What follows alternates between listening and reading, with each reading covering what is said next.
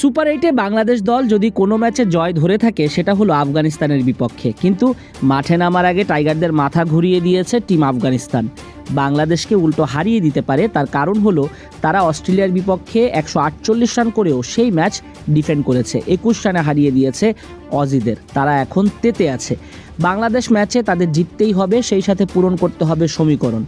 বাংলাদেশ দল নিজেরাও ধরে নিয়েছে তারা কখনোই এখন যে পজিশনে আছে সেখান থেকে বিশ্বকাপে সেমিফাইনালে যাওয়া মোটেও সম্ভব না। এগুলো অবান্তর, হাস্যকর সমীকরণ। এত ভাগ্য কখনোই কোনো দলের হয় না, প্রকৃতিও সেই নিয়মেই চলে। বাংলাদেশ দলের শেষটা ভালো হোক, এটাই বাংলাদেশ দল দেখা উচিত। এবং বাংলাদেশ দল পুরো বিশ্বকাপে যেভাবে ব্যাট হাতে ব্যর্থ হয়েছে, ম্যাচের পর ম্যাচ যেভাবে ওপেনাররা দলকে ডুবিয়েছে, মুস্তাফিজরা আস্থার প্রতিদান দিতে পারেনি সুপার 8 ম্যাচে।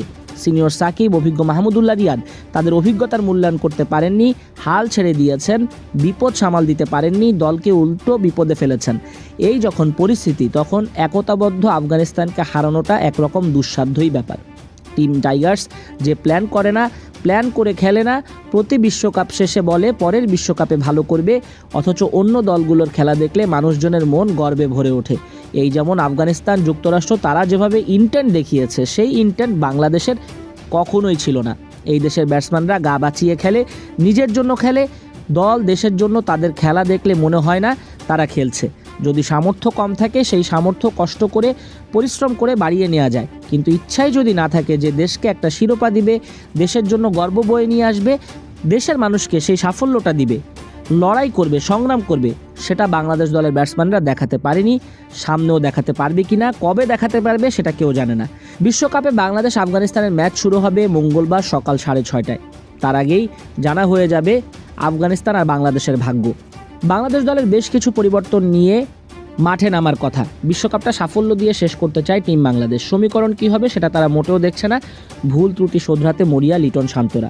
আফগানিস্তান এবারের বিশ্বকাপে কেন সেরা হবে না? বাংলাদেশের বিপক্ষে নামার আগে তাদের পেস বোলার ফজল হক ফারুকি টুর্নামেন্টের হাইয়েস্ট উইকেট টেকার, 15 উইকেট নিয়েছেন 6 ম্যাচে ফারুকি। সেই সাথে তাদের গুরবাজ ইব্রাহিম জাদরান টপ 4 ব্যাটারের মধ্যে 2 জন। তারা এখন পর্যন্ত রান করেছেন 449, যেটা চলতি বিশ্বকাপে সবচেয়ে সেরা সফল ওপেনিং জুটি। তাই তো বাংলাদেশকে তাদের 2 ওপেনারকে টার্গেট করতে হবে, কারণ ওপেনারদের রানের উপর ভর করেই আফগানিস্তান ব্যাটিংয়ে সম্মানজনক স্কোর করছে এবং প্রতিপক্ষকে ওই স্কোরের মধ্যে আটকে দিচ্ছে ওয়ার্ল্ড ক্লাস বোলিং দিয়ে। আর্নসভেলে গ্রাউন্ডটা মূলত বোলিং নির্ভর, এখানে ব্যাটসম্যানদের ধৈর্য ধরে থাকতে হয়। দুই দলের বোলিং শক্তি এই গ্রাউন্ডে পার্থক্য গড়ে দিতে পারে। বাংলাদেশ দলের ভরসা ব্যাটিংয়ে তাহিদ হৃদয় আর বোলিংয়ে অ্যাটাকিং পেসার তানজিম সাকিব। বাংলাদেশ আফগানিস্তান মুখোমুখি পরিসংখ্যান বলছে টি-20তে 11 ম্যাচে মুখোমুখি হয়েছে এই দুই দল। এর মধ্যে বাংলাদেশ জিতেছে 5টায়, আফগানিস্তান জিতেছে 6টায়। তবে টি-20 বিশ্বকাপে একবারই দুই দলের মুখোমুখি হয়, সেখানে বাংলাদেশ দল জেতে।